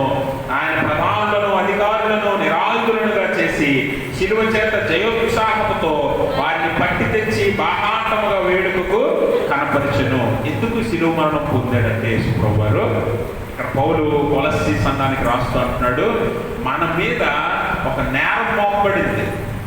మనము దేనికి రుణస్థులము, పాపానికి రుణస్థులము, మనం మరణానికి రుణస్థులము. ఇప్పుడు మీరు ఎవరి దగ్గర అప్పు తీసుకున్నారు అనుకోండి, ఒక 5 లక్షలు అప్పు తీసుకుంటే మీరు ఏం చేస్తారు, ఊరక తెచ్చిచ్చేస్తారా డబ్బులు? మీకు ఏమిస్తారు? మీరు ఏమిస్తారు? మీ ఆస్తిని ఏదో దాన్ని మీరు కొదువు పెడతారు, అవునా? దాంతోపాటు ఏం రాస్తారు? ప్రామిసరీ నోట్ రాస్తారు కదా. ఒకవేళ ఆ నోటు కొట్టివేయబడాలంటే ఏం చేయాలి? నువ్వు తీసుకున్న 5 లక్షలు వడ్డీతో సహా మొత్తం చెల్లిస్తే కానీ ఆ ప్రామిసరీ నోటును కొట్టివేయరు కదా. ఇప్పుడు యేసుప్రభువు గారు ఏం చేశాడంటే, నువ్వు చేసిన పాపం వల్ల మరణానికి నువ్వు రుణస్థుడివై ఉన్నావు, నీ పాపానికి నువ్వు రుణస్థుడివై ఉన్నావు. అది తీర్చడం ఎవరి వల్ల కాదు. అందుకనే గొర్రెల యొక్క, మేకల యొక్క రక్తము ప్రతి సంవత్సరం మీరు అర్పించినా కూడా యూదులకు కానీ లేకపోతే అన్యులైన మనందరికి కానీ, క్రైస్తవులైన ఎవరికి కూడా బలుల ద్వారా ఈ రక్షణ రాదన్న విషయాన్ని మనందరము ఎరిగి ఉన్నాం. కాబట్టి యేసుప్రభువు ఏం చేశాడంటే, ఆయన పరిశుద్ధ రక్తము చేత ఆ క్రయధనము చెల్లించి అక్కడ అంటాడు, మన మీద రాయబడిన దేవుడు వ్రాతరూపకమైన ఆజ్ఞల వలన మన మీద రుణముగాను మనకు విరోధముగాను ఉండిన పత్రమును మేకులతో సిలువ కొట్టి దాని మీద చేవ్రాతను తుడిచివేసి, అంటే నువ్వు రుణస్థుడివి మరణానికి, పాపానికి అనే వ్రాతను ఆయన తుడిచేసి, అంటే నీ పాపాలన్నీ తుడిచేసి ఆయన ఏం చేశాడట, మనకు అర్థము లేకుండా దాన్ని ఎత్తివేసి మన అపరాధములన్నింటినీ క్షమించి అందుకు శిలువ మరణం పొందాడు. ఆ శిలువ సువార్త నేను ప్రకటిస్తున్నానని పౌలు చెప్తాడు. ఈరోజు నీకు పాపం మీద, లేకపోతే మరణం మీద, లేకపోతే అపవాది మీద విజయం వచ్చిందనంటే, నువ్వు గెలవగలుగుతున్నావు అంటే, పాపాన్ని జయించగలుగుతున్నావు, లేకపోతే అపవాదిని ఎదిరించగలుగుతున్నావు అంటే కేవలం శిలువ మరణం ద్వారా మాత్రమే. అందుకే పౌలు అంటాడు, శిలువ వేయబడిన క్రీస్తుని మేము ప్రకటిస్తున్నాం. మేము ఎవరిని ప్రకటిస్తున్నాం? శిలువ వేయబడిన క్రీస్తుని. కాబట్టి ఆ సిలువేమైన క్రీస్తు లేకపోతే ఈరోజు మనకు పాపం మీద విజయం రాదు, మరణం మీద విజయం రాదు, అపవాది మీద విజయం రాదు. ఖచ్చితంగా మనందరము మరణం అవ్వాల్సిందే, ఖచ్చితంగా మనందరము నరకానికి పోవాల్సిందే. అటువంటి మన కోసం ఆయన ఏం చేశాడట? సిలువ మరణం పొంది మన మీద ఎవడైతే అధికారం చేస్తున్నాడో, మరణము కానీ, పాపము కానీ, అపవాది కానీ, వారందరినీ తీసుకొచ్చి ఆయన ఏం చేశాడట? పట్టి తెచ్చి బాహాటముగా వేడుకకు కనపరచను అనే మాట తెలియజేస్తున్నాడు. అంటే అపవాదికి తెలుసు ఏంటో తెలుసా? యేసు ప్రభువు శిలువ మరణం పొందితే మనందరము రక్షించబడతామని, మానవాళ్ళంతా రక్షణ అనుభవం పొందుతుందని అపవాదికి తెలుసు. అందుకే యేసు ప్రభు వారిని ఎన్నోసార్లు అడ్డుకున్నాడు. మత్తయి సువార్త 4వ అధ్యాయంలో ఆయన అరణ్యంలో 40 దినాలు ఉపవాసం ఉండి పరిచర్యకి సిద్ధపడి వచ్చినప్పుడు ఆయనను శోధిస్తున్నాడు అపవాది. ఏమని తెలుసా? ఇదిగో ఈ ఆలయం మీద నుంచి దూకు, ఈ లోకమంతటిని సొంతం చేస్తానంటాడు. ఈ రాళ్లను రొట్టెలుగా మార్చు, నువ్వు దేవుని కుమారుడు కదా, ఈ శక్తిని వాడి రాళ్లను రొట్టెలుగా మార్చు అంటాడు. ఆలయ శిఖరం మీద నుంచి దూకమంటాడు. ఇలా శోధించడానికి ఎందుకు కారణం అని అంటే, యేసు ప్రభువారు తన పరిచర్యను లేకపోతే ఆయన కోరుకున్న ఆ శిలువ యాగాన్ని పూర్తి చేసేస్తే అపవాది ఓడిపోతాడని అపవాదికి తెలుసు. మనుషులందరూ రక్షణ అనుభవం పొందుతారని అపవాదికి తెలుసు. అందుకే ఈరోజు చాలా మంది మనుష్యులను పట్టుకున్నాడు అపవాది. మనుష్యులు ఏమవుతున్నారంటే ఈరోజు శిలువ సువార్తను వ్యతిరేకిస్తున్నారు, తిరస్కరిస్తున్నారు. ఎందుకో తెలుసా? వారి మనోనేత్రాలకు ఈ అపవాది గుడ్డితనం కలుగు చేసి దాని మర్మం ఏంటో తెలియనివ్వకుండా వారిని దూరం చేస్తూ ఉన్నాడు. కాబట్టి ఎవడైతే ఈ సువార్తను వెర్రితనంగా ఇస్తాడో వాడైతే నశించిపోతున్నవాడని ఈ పౌలు జ్ఞాపకం చేస్తున్నాడు. ఎవడైతే దీనిని నమ్ముతాడో వాడికి ఇది దేవుని శక్తిని మరలా జ్ఞాపకం చేస్తూ ఉన్నాడు. కాబట్టి గమనించండి ప్రభునందు ప్రియమైన స్నేహితులారా, మరి దేవుని యొక్క శక్తిని పొందాలంటే ఈ సువార్తను మనము దేవుని జ్ఞానంతో అర్థం చేసుకోవాలి. ఏదో వినడం మాత్రమే కాదు, కానీ ఆ విన్నదానిలోని మర్మమేంటో దేవుణ్ణి మనం అడగాలి, జ్ఞాపకం చేసుకోవాలి, తెలుసుకోవాలి, దాన్ని అనుసరించాలి, వెంబడించాలి. అది దేవుడు కోరుకుంటున్నాడు. అలాగా దేవుని శక్తి చేత నింపబడాలని మనల్ని పౌలు కోరుతున్నాడు. అందుకే సంఘాన్ని కానీ, కొరింథీ సంఘాన్ని కానీ, మనల్ని కానీ పౌలు కోరుకున్నది ఏంటంటే, మనం దేవుని శక్తిని పొందుకోవాలంటే సువార్త ద్వారా మనము ఆ సువార్త మర్మాన్ని తెలుసుకోవాలి. క్రీస్తు ఎందు నిమిత్తం మన కొరకు మరణమయ్యాడో తెలుసుకోవాలి. లోకాన్ని మనము సిలువ వేయాలి. లోకంలో ఉన్న దేన్ని కూడా మనం ప్రేమించకూడదు. లోకంలో ఉన్న దేన్ని కూడా మనము దేని మీద కూడా ఆధారపడి జీవించకూడదు.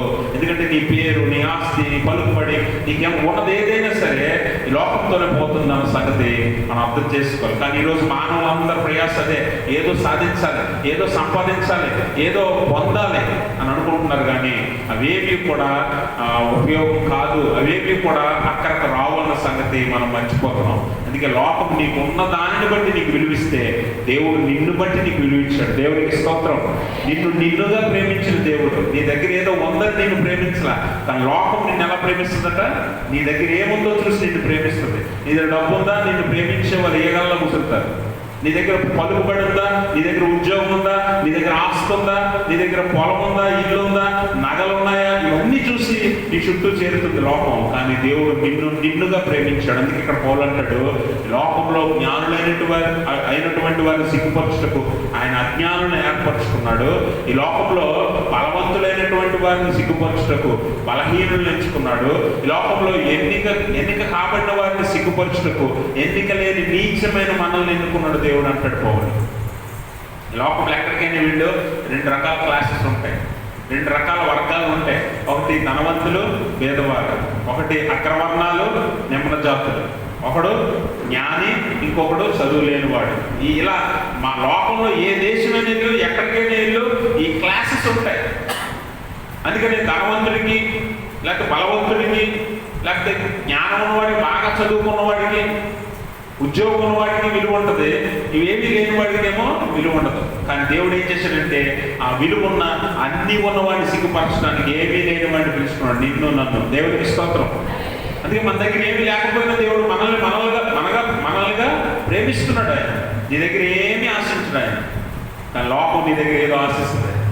నీకేదో ఆశ చూపిస్తుంది, చివరికి రెండు కూడా వ్యర్థమైపోతాయి అన్న సంగతి మనం అర్థం చేసుకోవాలి. అందుకే లోకానికి దేవుని వార్త వెరితనంగా కనిపిస్తుంది, కానీ రక్షింపబడుచున్న మనకు దేవుని శక్తిగా ఉన్నదని పౌలు జ్ఞాపకం చేస్తున్నాడు. నిజంగా ఇందులో దేవుని శక్తి లేకపోతే, నిజంగా ఇందులో దేవుని జ్ఞానం లేకపోతే, ఆనాటి అపోస్తులు కానివ్వండి, తర్వాత వచ్చిన భక్తులు కానివ్వండి, మొదటి శతాబ్దపు క్రైస్తవులు కానివ్వండి, నేటికి ఈ రోజుకి కూడా ఎంతోమంది దేవుని సువార్త నిమిత్తం ప్రాణాలు పెడుతున్నారు. దేవునికి స్తోత్రం. నిన్న అమెరికాలో చార్లీ క్లార్క్ అనే ఒక దైవజనుడిని ఓపెన్ మీటింగ్లో చంపారు. తన ప్రాణం పెట్టడానికి కూడా ఆయన అంతకుముందు సాక్ష్యం కూడా చెప్పాడు. నేను చనిపోతే నా విశ్వాసం నన్ను కాపాడుతుంది, అని సాక్ష్యం చెప్పాడు ఆయన. 31 సంవత్సరాల ఒక దైవజనుడిని నిన్న చంపారు. అలాంటి దైవజనులు ఎంతో మంది వారి ప్రాణాలు పెడుతున్నారు. అంతకుముందు మన తెలుగు రాష్ట్రాల్లో కూడా చాలా మంది చనిపోయారు దైవజనులు. అంటే ఎందుకు? అందులో దేవుని శక్తి లేకపోతే, అందులో దేవుని జ్ఞానం లేకపోతే, అందులో రక్షణ లేకపోతే, అందులో పరలోక భాగ్యం పొందే అవకాశం లేకపోతే ఎందుకు ప్రాణాలు పెడతారు? ఎందుకు వారి ప్రాణాలు ప్రాణంగా పెడతారు? వారు ఎరుగున్నారు. పౌలు కూడా నా ప్రాణాన్ని నేను లెక్క చేయట్లేదు అంటాడు. నా ప్రాణం నాకు లెక్కే లేదంటాడు సువార్త నిమిత్తం. అంత ధైర్యంగా ఎందుకు వారు ముందుకెళ్తున్నారంటే, ఈ వాక్యంలో దేవునిలో ఉన్న శక్తి, ఆ శక్తిని ఎవరైతే పొందుకుంటారో వారు రక్షించబడుతున్నట్టు, వారు రక్షణ పొందుతున్నట్టు, వారు పరలోకానికి సిద్ధపరచబడిన వారుగా ఉన్నట్టు. కాబట్టి గమనించండి, ఈరోజు లోకం అనే గుంపులో ఉంటావా, రక్షించబడుతున్న దేవుని గుంపులో ఉంటావా అనేది ఈరోజు ఈ వాక్యము లేఖనం మనల్ని ప్రశ్నిస్తుంది. నామకార్థంగా ఏదో బ్రతికేస్తున్నాం అంటే అందరూ బ్రతుకుతారు. దేవుడు నీకు ఇచ్చిన ఆరోగ్యాన్ని బట్టో, ఆయుష్ని బట్టో ఒక 60, 70, 80 ఎంతో కొంత నువ్వు బతికేస్తావు. తర్వాత నీ జీవితం అయిపోతుంది. ఈ లోకంలో గొప్ప గొప్ప జ్ఞానులు, శాస్త్రవేత్తలు, తెలివైన వారు, అధికారులు, నాయకులు, దేశాధిపతులు అందరూ కూడా అలా బ్రతికిన వాళ్ళే, అందరూ వెళ్ళిపోయిన వారే.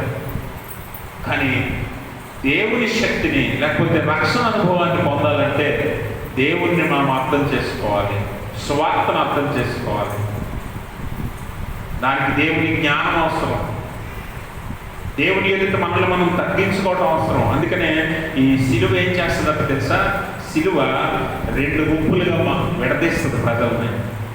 లోకంలో ఉన్న మనుషులందరినీ ఏం చేస్తాడు? సిలువ 2 గుంపులుగా వేరు చేస్తుంది. ఒకటి నశించిపోతున్నవారు, 2 రక్షించబడుచున్నవారు. ఈ నశించిపోతున్న గుంపులో ఉంటావా, రక్షింపబడుచున్న గుంపులో ఉంటావా అన్నది నిన్ను నువ్వు ప్రశ్నించుకోవాలి. నీ హృదయ స్థితిని నువ్వు ప్రశ్నించుకోవాలి. నీ హృదయ స్థితిని నువ్వు ప్రశ్నించుకోకపోతే లోకం అనే గుంపులో కలిసిపోతావు. లోకం ఎట్టింది అంటే వెళ్తావు. లోకం యొక్క సామెత ఒకటి ఉంటుంది, అదేంటంటే గో విత్ ద ఫ్లో. అంటే ప్రవాహం ఎటుపోతే అటు వెళ్ళిపోతారు కదా. చచ్చిన చేప ఏం చేస్తుంది? వడిగా వెళ్ళిపోతున్న ప్రవాహంలో కొట్టుకొని పోతుంది. ప్రవాహం ఎట్టిందే అటు, ప్రవాహం లెఫ్ట్ వెళ్ళింది అనుకోండి, చచ్చిన చేప వెళ్తుంది, రైట్ వెళ్తుందా? లెఫ్ట్ వెళ్తుంది. దేవునికి స్తోత్రం చెప్పాలి, ఎక్కడ ఉండాలి అందరూ. ఒకవేళ ప్రవాహం రైట్ తిరిగింది అనుకోండి, ఏం చేస్తుంది చేప? రైటే తిరుగుతుంది. ఒకవేళ ఎలా సర్కిల్ తిరిగింది అనుకోండి, సర్కిల్ తిరుగుతుంది. కానీ బ్రతికున్న చేప ఏం చేస్తుంది? బ్రతికున్న చేప ప్రవాహానికి ఎదురీస్తుంది. దాని గమ్యమేటో అటు వెళ్తానికి ప్రయత్నం చేస్తుంది, అంతేగాని వెళ్తుంది కదా దాని వెనకాల వెళ్ళదు. అందుకనే మనం అనుకుంటాం కదా, పులస చేప చాలా విలువైందని ఎందుకు అంటాం? అది ఎదురీస్తుంది.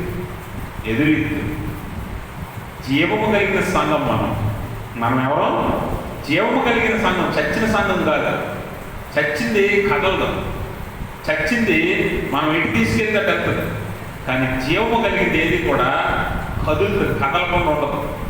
ఇప్పుడు క్రైస్తవుడు ఎలాంటి వాడు అంటే జీవము కలిగిన వాడు, వెలుగు కలిగిన వాడు, దేవుని ఆత్మ నడిపింపు కలిగిన వాడు. ఆత్మ ఆత్మ ఎట్టేది వెళ్తుంది, లోకం ఎట్టేది వెళ్తుంది, జీవం కలిగిన సంఘం. అందుకని ఏ గుంపులో ఉండాలో నీ హృదయ స్థితిని నువ్వు పరీక్ష చేసుకో. నీ హృదయ స్థితి మారితే అప్పుడు నీకు దేవుడు సువార్త అర్థమవుతుంది, అప్పుడు దేవుడి శక్తి నువ్వు పొందుకుంటావు. ఆ శక్తి పొందాలంటే నీ హృదయ స్థితి మారాలని పౌలు జ్ఞాపకం చేస్తూ ఉన్నాడు. కాబట్టి గలతీ పత్రిక 5:11 పౌలు అంటాడు,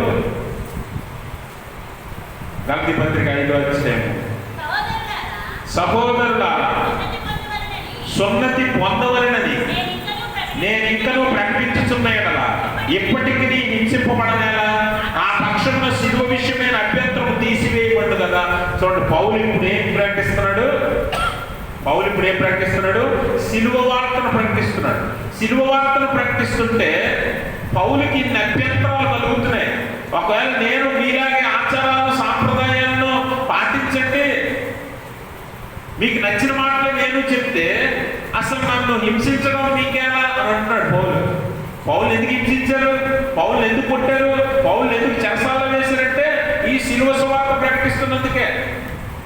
అందుకే కదా క్రీస్తుని గురించి కానీ క్రీస్తు సువార్తల గురించి కానీ నువ్వు ఇక ప్రకటించొద్దని చెరసాలలో వేశారు, కొట్టారు, హింసించారు, బాధించారు, దుఃఖించారు, ఎంత ఇబ్బందులు పెట్టి పౌల్ని అడ్డగించారు. కానీ పౌలు ఏమంటాడు తెలుసా? మీరందరూ సున్నతి పొందండి, సున్నతి వల్ల మీరు రక్షణ పొందేస్తారు అని నేను ప్రకటిస్తే అసలు మీరు నన్ను హింసించడం ఏంటి? హింసించడం ఎందుకు అవసరం లేదుగా. సిలువను కూర్చిన అభ్యంతరం తీసివేయకుండా కదా అంటాడు. అసలు సిలువే లేనప్పుడు, సిలువ ప్రకటన లేనప్పుడు ఇంకా గొడవ ఏముంది అని అంటున్నాడు పౌలు. కానీ ఎందుకు సిలువనే ప్రకటిస్తున్నాను నేను? సున్నతి పొంది మీరు రక్షణ అనుభవం పొందని నేను చెప్పచ్చుగా. ఎందుకంటే అందులో సత్యం లేదు. సున్నతి వలన నువ్వు రక్షణ పొందలేవు, నీతి కార్యాల వలన, ధర్మ కార్యాల వలన నువ్వు రక్షణ పొందలేవు. ఈరోజు చాలా మంది ఏమనుకుంటారంటే బాప్తిజం తీసేసుకుంటే రక్షణలోకి వెళ్ళిపోయాం. చాలా మంది క్రైస్తవులు అడుగుతారు కదా, రక్షణ పొందావా అని. రక్షణ పొందావా అంటే ఏంటి? బాప్తిజం పొందావా అని ఇండైరెక్ట్గా అడుగుతారు. బాప్తిజం తీసేసుకుంటే రక్షణలోకి వెళ్ళిపోయినట్టేనా? ప్రభు బలాలు ఆచరిస్తే రక్షణలోకి వెళ్ళిపోయినట్టేనా? ఇవన్నీ కాదు. అందుకనే పౌలు అంటున్నాడు, మీరు మీ ఆచారాలను సాంప్రదాయాలను నమ్ముకొని అదే మమ్మల్ని పరలోకం తీసుకెళ్తాయి అనుకుంటున్నారు. యూదులందరికీ చెప్తున్నాడు, మీ నీతి కార్యాలు, మీ ధర్మశాస్త్ర కార్యాలు మీరందరూ కూడా పరలోకం వెళ్ళిపోతున్నారు అనుకుంటున్నారు మీరు. కానీ సిలువ వార్త లేకుండా, సిలువ సువార్త లేకుండా, సిలువ లేకుండా యేసుప్రభువు అన్నాడు కదా, ఎవడైనా నన్ను వెంబడించుకోని ఎడల వాడు తన సిలువ ఎత్తుకొని తను తాను తగ్గించుకుని నన్ను వెంబడించాలని ఎందుకు అన్నాడంటే ఆ సిలువ లేకపోతే నువ్వు పరలోకం వెళ్ళలేవు. ఆ శిలువ సువార్త లేకపోతే నీకు రక్షణ అనుభవం రాదు. శిలువ మరణం పొందిన క్రీస్తుని అంగీకరించకపోతే నువ్వు ఎన్నటికీ కూడా దేవుణ్ణి చూడలేవు. నీ ఆచారాల సాంప్రదాయాలు కాదు. ఈ రోజుకి చాలా మంది మన సంఘంలో కూడా ఆచారాల సాంప్రదాయాన్ని వదిలిపెట్టరు, ఇటువైపు దేవుణ్ణి వదిలిపెట్టరు. అది కావాలి, ఇది కావాలి. అప్పుడు దేవుడు ఏం చేస్తాడంటే నీకు ఒకటే ఉంది, నిత్యత్వం, నిత్యం నువ్వు నీకు ఒకటే ఇస్తాను, అందులో నీకు ఏది కావాలంటే అది ఇస్తానని చెప్పి ఆ కాలంలో నీకు పంపిస్తాడు.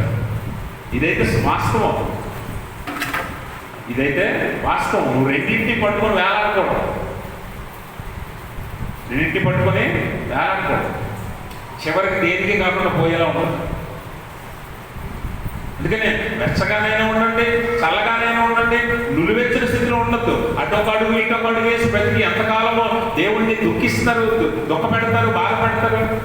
దేవుడు అంటున్నాడు, దేవుడి శక్తి కావాలంటే ఈ శిలువ సువార్త మీద మాత్రమే నువ్వు ఆధారపడాలి, క్రీస్తు మీద ఆధారపడాలి. ఆఖరికి ఒకరోజు లోకానికి ఈ సువార్త వెర్రితనంగా కనిపిస్తుంది కదా, ఆ వెర్రితనమే రక్షణ అనుభవం అవుతుంది. అందుకని చదువుకున్న ఉత్తర ప్రచుత్ర భాగంలో 22వ సంకీర్తన 27వ వచనంలో అంటాడు, కీర్తనకారుడు దావీదు మాట్లాడుతూ అంటాడు, 22వ అధ్యాయం 27వ వచనం, భూదిగంతంలో నివాసులందరూ జ్ఞాపకం చేసుకుని ఎవరి తట్టు తిరుగుతారట? యెహోవా తట్టు తిరుగుతారు. అన్ని జనుల వంశస్థులందరూ ఎవరి సన్నిధిని నమస్కారం చేస్తారట? ఎవరి సన్నిధిన? ఆయన సన్నిధిని నమస్కారం చేస్తారు. వాస్తవానికి వీళ్ళే కదా ఏమన్నారు? సిలువ వార్త వెర్రితనం అన్నారు, సిలువ వార్త వెర్రితనం అన్నారు. కానీ ఒకరోజు ఆయన రాకడలో ఆయన చూసినప్పుడు వారే ఏం చేస్తారట? ఆయన సన్నిధిలో నమస్కారం చేస్తారు. భూదిగంతంలో నివాసులందరూ కూడా జ్ఞాపకం చేసుకుంటారు, అయ్యో మేము నిజమైన దేవుడిని వదులుకున్నామే, అయ్యో మేము నిజమైన దేవుడిని సువార్తను ఒప్పుకోలేదే అని వారు బాధపడి యెహోవా తట్టు తిరుగుతారు అని కీర్తనకారుడు అప్పుడే చెప్పాడు. క్రీస్తుని గురించి కీర్తన, అది 22వ కీర్తన. ఆయన శిలువ మరణం దగ్గర జరిగే మాటల గురించి రాస్తున్నాడు దావీదు. కాబట్టి అందరూ ఆయన తట్టు తిరిగే కాలం ఒకటి ఉంది. అందరూ ఆయన వైపు తిరిగి నమస్కారం చేసే కాలం ఉంది.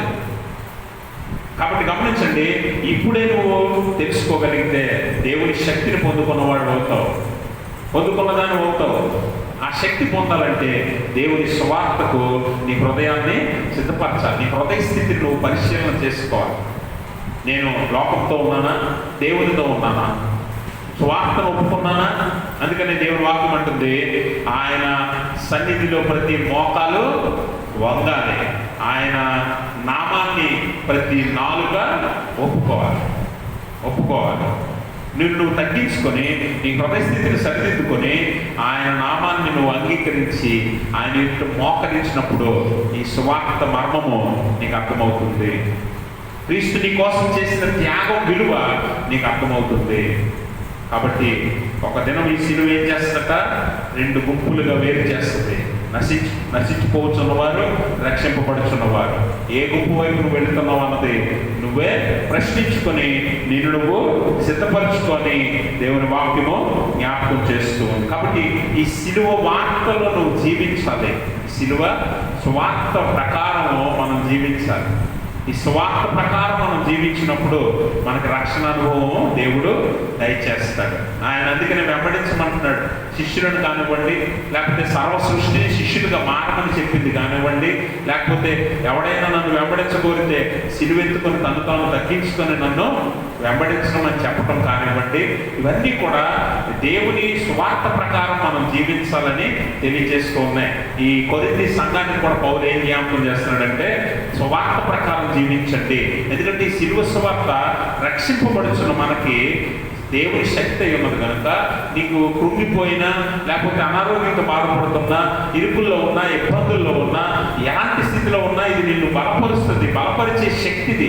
అందుకే పౌలు అంటాడు, మరి నేను శారీరకంగా బలహీనుడైతే ఆత్మలో నేను బలవంతుని ఎందుకు అవుతానంటే ఇదిగో ఈ సువార్త వలనే, ఈ సువార్త శక్తి వలనే నేను బలవంతుని అవుతున్నానని పౌలు జ్ఞాపకం చేస్తూ అంటాడు.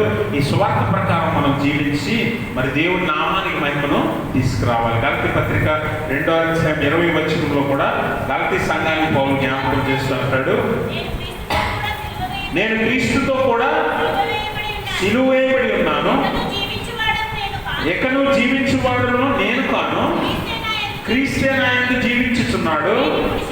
నేను ఇప్పుడు శరీరమందు జీవించుతున్న జీవితము నన్ను ప్రేమించి నా కొరకు తను తాను అప్పగించుకున్న దేవుని కుమారుని అందరి విశ్వాసం మనల్ని జీవించున్నాం. చూడండి అంత స్పష్టంగా పౌలు చెప్పాడు. నేను ఏం చేయబడ్డానట, క్రీస్తుతో కూడా. అంటే ఇందాక దేవుడు మన పాపములన్నింటినీ ఆ పత్రము రాయబడి ఉంటే ఆ పత్రాన్ని సిలువకు వేసి మేకులు వేసి కొట్టి దాని మీద ఉన్న చేవ్రాతను తుడిచిపెట్టి మనందరినీ క్షమించి మనల్ని రక్షణ అనుభవంలోకి ఎలా తీసుకొచ్చాడో నీ పాత జీవితం లేదా నీ పాప జీవితాన్ని నువ్వేం చేయాలంట, పౌలులాగా నువ్వేం చేయాలంట, క్రీస్తుతో కూడా సిలువ వేసేయాలి. అనగా ఈ లోకంలో ఉన్న వాటిని అన్నింటినీ, లేకపోతే నువ్వు చేసిన పాత పాపములన్నింటినీ వదిలిపెట్టేసి పాతి పెట్టేసి నువ్వు కొత్త జీవితాన్ని ఇక్కడి నుంచి నాలో జీవించుతున్నది ఎవరు, క్రీస్తే అంటాడు పౌలు. క్రీస్తులాగా జీవించాలి. ఇందాక నేను ఫిలిప్పీ పత్రిక 2వ అధ్యాయం చెప్పినట్లుగా క్రీస్తు యేసును కలిగి నీ మనస్సు మీరును కలిగి ఉండండి అన్నాడు కదా. అలాంటి మనస్సుని మనం కలిగి ఉండాలంటే క్రీస్తులాగా మనం జీవించాలని దాని ఉద్దేశం. కాబట్టి క్రీస్తే నాలో జీవిస్తున్నాడని పౌలు అంటున్నాడు. కాబట్టి అక్కడ అంటాడు, ఇంకా తర్వాత చదవండి, క్రీస్తుతో కూడా సిలువ వేయబడ్డాను, ఎక్కడో జీవించువాడు నేను గాను, క్రీస్తే నా యందు జీవించుచున్నాడు. నేను ఇప్పుడు శరీరమందు జీవించుతున్న జీవితము నన్ను ప్రేమించి నా కొరకు తను తాను అప్పగించుకొని ఉన్న దేవుని కుమారుని అందరి విశ్వాసం వల్ల ఇప్పుడు నేను బతుకుతున్న బ్రతుకు ఏంటట, క్రీస్తు నా కోసం ప్రాణం పెట్టిన క్రీస్తు మీద విశ్వాసం వల్ల బ్రతుకుతున్నాను. ఈ బ్రతుకు నువ్వు బ్రతకాలి. క్రీస్తు ఎలాగైతే నీ కోసం బ్రతికాడో, ఎలాగైతే నీ కోసం ప్రాణం పెట్టాడో ఆయన మీద నువ్వు విశ్వాసం ఉంచి క్రీస్తు వలె నువ్వు మాదిరి కలిగి నువ్వు బ్రతకాలి. క్రీస్తు నీకు ఏ మాదిరి ఇచ్చాడో ఆ మాదిరి ప్రకారం నువ్వు బ్రతకాలి. ఆ బ్రతుకు దేవునికి సంతోషాన్ని ఇస్తుంది. అదే నిన్ను పరలోకానికి తీసుకుని వెళ్తుంది. కాబట్టి లోకంలో ఎవ్వరు కూడా బలవంతులు కాదు, ఎవరు కూడా జ్ఞానులు కాదు, ఎవరు కూడా ఉన్నతమైన వారు కాదు, ఎవరు కూడా ఎన్నుకోబడిన వారు కాదు. ఇందాక అన్నాడు కదా, ఈ కొరింథీ పత్రికలోనే 29వ వచనం అంటాడు, జ్ఞానులను సిగ్గుపరచుటకు చూడండి, ఏ శరీరియు దేవుని యొక్క అతిశయింపకుండానట్లు జ్ఞానులను సిగ్గుపరచుటకు లోకంలో నుండి వెలువారిని దేవుడు ఏర్పరచుకున్నాడు. బలవంతులైన వారిని సిగ్గుపరచుటకు లోకంలో బలహీనులైన వారిని దేవుడు ఏర్పరచుకున్నాడు. ఎన్నికైన వారిని వ్యక్తం చేయుటకు లోకంలో నీచులైన వారిని, తృణీకరింపబడ్డ వారిని, ఎన్నిక లేని వారిని దేవుడు గమనించండి. ఈరోజు లోకంలో నువ్వు గొప్పవాడు అనుకుంటున్నావా? జ్ఞాని అనుకుంటున్నావా? ధనవంతుడు అనుకుంటున్నావా? బలవంతుడు అనుకుంటున్నావా? ఎన్నుకోబడిన వాడు అనుకుంటున్నావా? లేకపోతే పేరు ప్రత్యేకలు ఉన్నవాడు అనుకుంటున్నావా? లేకపోతే నాకు ఊర్లో బలం ఉందని అనుకుంటున్నావా? నా వెనక గుంపు ఉందని అనుకుంటున్నావా? నా బలం ఎక్కువ అనుకుంటున్నావా? ఏదైనా సరే వ్యక్తపరుస్తాడు దేవుడు, ఏదైనా వ్యక్తపరుస్తాడు. నీకున్నది ఏది కూడా విలువైనది కాదన్న సంగతి మనం తెలుసుకున్నప్పుడు మర్మం అనేది తెలియజేయబడుతుంది. దేవుడి సువార్త యొక్క మర్మం మనకి తెలియజేయబడుతుంది. లోకంలో ఏది కూడా బలమైంది కాదు, ఏది కూడా బలమైంది కాదు. ఒక మనుషుడికి ఒక సందేహం వచ్చిందట, ఈ లోకంలో ఏది బలమైంది అని తెలుసుకోవాలని. ఏది బలమైంది తెలుసుకోవాలంటే అన్నింటినీ కాల్చుకుంటూ వెళ్ళిపోతుంది కదా అగ్ని దగ్గరికి వెళ్ళి, నువ్వే కదా ఈ లోకంలో బలమైన దానివి, నీకంటే బలమైన వారు ఎవరైనా ఉన్నారో అని అడిగితే అగ్ని అన్నదంట, లేదు నాకంటే బలమైన ఒకటి ఉంది. ఏంటంటే నీరు. ఎందుకంటే అది వస్తే నేను ఆరిపోతాను, నా బలము నా శక్తి పోతుంది. కాబట్టి నీరే నాకంటే బలమైంది అన్నదంట. నీరు దగ్గరికి వెళ్ళి అడిగాడంట, నీరు నీకంటే బలమైనది ఏదైనా ఉందా, నువ్వే బలమైన దానివా అంటే, లేదు నాకంటే బలమైనది ఒకటి ఉంది. ఏంటంటే సూర్యుడు. ఎందుకంటే సూర్యుడు ప్రకాశిస్తే నేను ఆవిరైపోతాను, నేను ఉండను. అప్పుడు సూర్యుడి దగ్గరికి వెళ్ళి మనుషుడు అడిగాడంట, సూర్యుడు నీకంటే బలమైన వాడు ఎవడు లేడేమో, నువ్వే కదా బలవంతుడివి అని అంటే, కాదు నాకంటే బలమైనది ఒకటి ఉంది. ఏంటంటే మేఘాలు. ఏంటి? మేఘాలు నా ప్రకాశాన్ని ఆపేస్తాయి, భూమి మీద ప్రకాశించకుండా నన్ను ఆపగలుగుతాయి మేఘాలు అంటే. మేఘాల దగ్గరికి వెళ్ళి అడిగాడట, మేఘాలు నీకంటే బలమైనవి ఏమైనా ఉన్నాయా, నీదేనా అంటే, లేదు మాకంటే బలమైనది ఉంది. ఏంటంటే గాలి. అవి వీచినప్పుడు మా స్థానం చెదిరిపోతాయి, మేము ఎక్కడ ఉండవలసింది అక్కడికి వెళ్ళిపోతాం. గాలి ఇటు తీసుకెళ్తే అటు వెళ్ళిపోతాం మేము, మాకంటే బలమైనది గాలి అంటే. గాలి దగ్గరికి వెళ్ళి, గాలి నీకంటే బలమైనది ఏదైనా ఉందనంటే, ఉంది, నాకంటే బలమైనది పర్వతం. ఇది పర్వతం అని అంటే, పర్వతాన్ని నేను ముద్దినప్పుడు నేను చీలిపోతాను, 2 ముక్కలైపోతాను, ఎటుబడి దాన్ని వీచేస్తాను. కాబట్టి నాకంటే బలమైనది పర్వతం అని చెప్తే, పర్వతాన్ని అడిగాడంటే మనుషుడు, పర్వతమా నీకంటే బలమైనది ఏదైనా ఉందా అని అంటే, ఉంది, నాకంటే బలమైనది మనుష్యుడు. దేవునికి స్తోత్రం. నాకంటే బలమైనది ఎవరు? మనుష్యుడు. ఎందుకంటే మనుషుడు నా మీదకి ఎక్కగలరు, అవసరమైతే నన్ను పిండి చేయగలరు, నేలమట్టం చేయగలరు నన్ను. కాబట్టి నాకంటే బలమైన వాడు మనుష్యుడు అని అంటే, మనిషి దగ్గరికి వచ్చినట్టు మళ్ళీ వచ్చి, మనుష్యుడా నీకంటే బలమైన వాడు ఈ లోకంలో ఎవరైనా ఉన్నాడా అని అంటే, ఉన్నాడు, ఎందుకు లేడు, నాకంటే బలమైనది మరణము అన్నాడంట. నాకంటే బలమైనది మరణం అని అన్నప్పుడు, మరణము మనుష్యుడిని కబలిస్తుంది, క్షణాల్లో మాయం చేస్తుంది, భూమి మీద లేకుండా చేస్తుంది. కాబట్టి మరణమే బలమైందని అనుకుని ఆ మనుష్యుడు మరణం దగ్గరికి వెళ్ళి, మరణమా నీకంటే బలమైనది ఏదీ లేదు కదా అన్నాడట. అవును, నాకంటే బలమైనది ఏదీ లేదు ఈ లోకంలో అని నేను ఇప్పటివరకు కొంతకాలం వరకు అలా అనుకున్నాను, కానీ నాకంటే బలమైన వాడు ఒకడు ఉన్నాడు. ఎందుకంటే భూమి మీద మానవ జీవం పుట్టినప్పటి నుంచి ఎప్పటి వరకు చనిపోయిన వారిని అందరినీ నేను కబలించాను, అందరినీ నాకు కల్పించుకున్నాను. కానీ ఒకరోజు ఒక వ్యక్తి చనిపోయాడు, 3 రోజుల్లో మళ్ళీ లేచి నన్నే జయించాడు. దేవుడికి స్తోత్రం. అతడే బలవంతుడు, అతడే బలమైన వాడు, ఆ దేవుడే నిజమైన దేవుడు. కాబట్టి క్రీస్తు ప్రభుల వారు మనకి జ్ఞానమై ఉన్నాడు, శక్తి అయి ఉన్నాడు, సర్వసంపద అయి ఉన్నాడు, మనందరికీ రక్షణ అయి ఉన్నాడు, మనందరినీ పరలోకం చేర్చే మార్గమై ఉన్నాడు. అందుకని ఆయన సువార్తను మనకు అందించాడు. ఈ పరిశుద్ధ సువార్తను ఎవడైతే లోకం వెరితనం అనుకోవచ్చు, లోకం గుడితనం అనుకోవచ్చు, లోకం మూర్ఖత్వం అనుకోవచ్చు, కానీ నువ్వు ఈ సువార్త ఎందు నమ్మిక ఉంచితే అట్టి వారిని రక్షించటకే దేవుని దయా సంకల్పమై ఉన్నదన్న సంగతి మనం అర్థం చేసుకోవాలి. సువార్త మీద ఆధారపడి జీవించిన వారు ఎవరు కూడా మోసపోలేదు. నిన్న చనిపోయిన చార్లీ క్లార్క్ వరకు ప్రతి ఒక్కరూ పరలోకానికి ముందుకు వెళుతూ ఉన్నారు. పరలోకానికి వారు అర్హులై ఉన్నారన్న సంగతి మనం అర్థం చేసుకోవాలి. ఇందులో శక్తి ఉంది, బలం ఉంది, రక్షణ ఉంది, పరలోక భాగ్యం ఉంది. అన్నిటికంటే అత్యంత సంతోషం, ఆనందం ఇందులో ఉంది. దాన్ని అనుభవించారు వాళ్ళందరూ. మనం అనుకుంటాం చనిపోయేది పాపం, మనం అనుకుంటాం అయ్యో చిన్న వయసులో వారి ప్రాణాలు పోయాయి అనుకుంటాం, కానీ వారు దేవునితో ఉన్నారు, దేవునితో ఉంటారు, దేవుని సన్నిధిలో సంతోషాన్ని అనుభవిస్తారన్న సంగతి మనం తెలుసుకోవాలి. అట్టి జీవితాలే ధన్యకరమైన జీవితాలు. అట్టి స్థితి దేవుడు తన పరిశుద్ధాత్మ ద్వారా మనందరికీ దయచేయును గాక. ఆమేన్. సమస్త జ్ఞానం గురించిన దేవుని సమాధానం యేసుక్రీస్తు వల్ల మీ హృదయములకు మీ తలంపులకు కావలిండును గాక. ఆమేన్. దయచేసి అందరూ కూర్చోండి. మనవి